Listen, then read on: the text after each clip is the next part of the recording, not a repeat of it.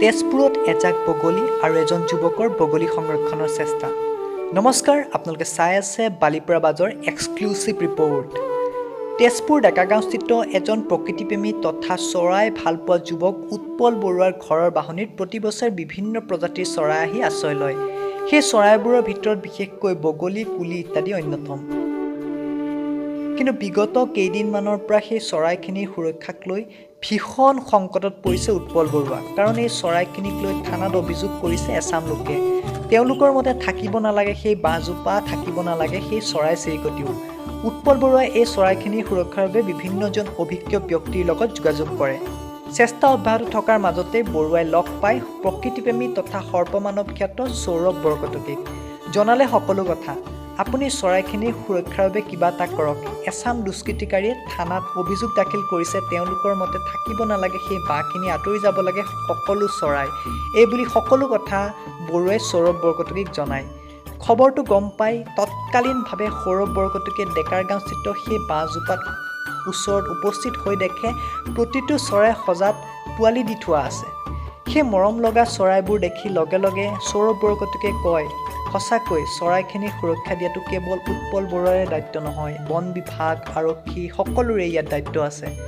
বৰকটকীয়ে কঠোৰ ভাষাত সকলোকে কয় যে চৰাইখিনি যদি কোনো ব্যক্তিয়ে ক্ষতি কৰে তেনেহ'লে সেই ব্যক্তিজনৰ ওপৰত আইনগত ব্যৱস্থা লোৱা হ'ব। সৰ্পমানৱ খ্যাত প্ৰকৃতিপ্ৰেমী সৌৰভ বৰকটকীৰ তৎপৰতাত কাটিবলৈ দিয়া নহ'ল বাঁহজোপা। যেতিয়ালৈকে অন্ততঃ চৰাইবোৰৰ বাবে বেলেগ কোনো স্থায়ী ব্যৱস্থা কৰা নহয়, সেই সময়লৈকে এই বাঁহজোপা কাটিব দিয়া নহ'ব। আজিৰ সময়ত গছ গছনি কাটি দিয়াৰ ফলত চৰাই চিৰিকটিৰ সংখ্যা দিনক দিনে যথেষ্ট কমিবলৈ ধৰিছে। আমি সকলোৱে দেখা পাইছোঁ। তথাপিও আমি চৰাই চিৰিকটি আদিৰ বাবে অকণমানো মানৱতা নাৰাখোঁ। এয়া সঁচাকৈ বহুত বেয়া কথা। উইকিপিডিয়াৰ তথ্যমতে 17শ শতিকাৰ পৰা বৰ্তমানলৈকে মানুহৰ অবিবেচক কাৰ্যৰ পৰিণতিত প্ৰায় 120ৰ পৰা 130 বিধমান চৰাই পৃথিৱীৰ বুকুৰ পৰা নোহোৱা হৈ গ'ল। বৰ্তমানো প্ৰায় 1200ৰো অধিক প্ৰজাতিৰ চৰাইৰ অৱস্থা অত্যন্ত সংকটজনক। আমি সকলোৱে জানো আমাৰ ওচৰৰে স্থিত নামেৰি ৰাষ্ট্ৰীয় উদ্যান চৰাইৰ বাবে বিখ্যাত। দেশ বিদেশৰ পৰা সেই চৰাই চিৰিকটিক চাবলৈ অগণন পৰ্যটক আহে।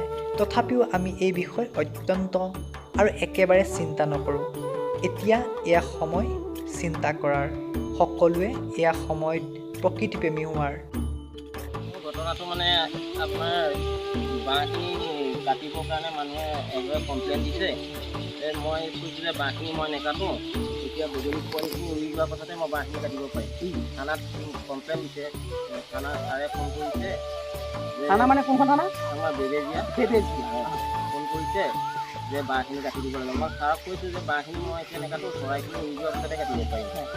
সেইকাৰণে মই উপায় নাপায় সৌৰভ বৰকটকীক ফোন কৰি পেলাই মই জনাইছোঁ যে এনেকুৱা তেনেকুৱা কথা, মোক সেইকাৰণে কিবা এটা কৰি দিয়ে, সহায় কৰি দিয়ে। মোক কৈছে তেতিয়া উত্তৰ দিয়া কথাটো মই কৈছোঁ ঠিক আছে, এইটো এক বন্যপ্ৰাণী আইন আৰু আপোনালোকে চবেই জানে চৰাই চিৰিকটি বা জীৱ জন্তুৰ ক্ষেত্ৰত এটা এখন আইন আছে।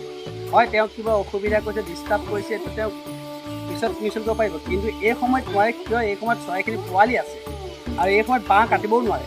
আৰু এইখিনি পাৰ্মানেণ্ট ইয়াত নাথাকে, এইখিনি 6 মাহ বা 4 মাহ পিছত গুচি যায়। সিহঁত ডাঙৰ হ'লে উৰি উৰি গুচি যায়। সেইকাৰণে মই আৰক্ষীয়ে হওক আৰু বন বিভাগে কওক, এই চৰাইখিনি যাতে কোনো ধৰণৰ অসুবিধা নহয় তাৰ বাবে আপোনালোকে নজৰ ৰাখক, দৃষ্টি ৰাখক। কাৰণ চৰাইখিনি বন্য আইন মতে সকলোৰে সুৰক্ষা দিয়াৰ দায়িত্ব অকল প্ৰকৃতিপ্ৰেমীৰে নহয়, আৰক্ষীৰ পৰা আদি কৰি বন বিভাগৰ সকলোকে, ৰাইজৰো ইয়াত অধিকাৰ আছে চৰাইখিনিক সুৰক্ষা কৰিব। সেইকাৰণে মই পুনৰ কৈছোঁ যাতে চৰাইখিনি কোনো ধৰণৰ অসুবিধা বা চৰাইখিনি কোনো ধৰণৰ ব্যাঘাত নজমে তাৰ বাবে সকলোৱে দৃষ্টি ৰখাটো দৰকাৰ। আৰু বন্য আইন মতে যদি চৰাইখিনি কিবা ক্ষতি হয় তাৰ বাবে কিন্তু দায়ী হ'ব সেই ব্যক্তিজন, যিজন ব্যক্তিয়ে ক্ষতি কৰে। ধন্যবাদ। গতিকে আজিলৈ ইমানেই। নিউজ ডেস্ক ৰিপৰ্ট, বালিপৰা বাজ।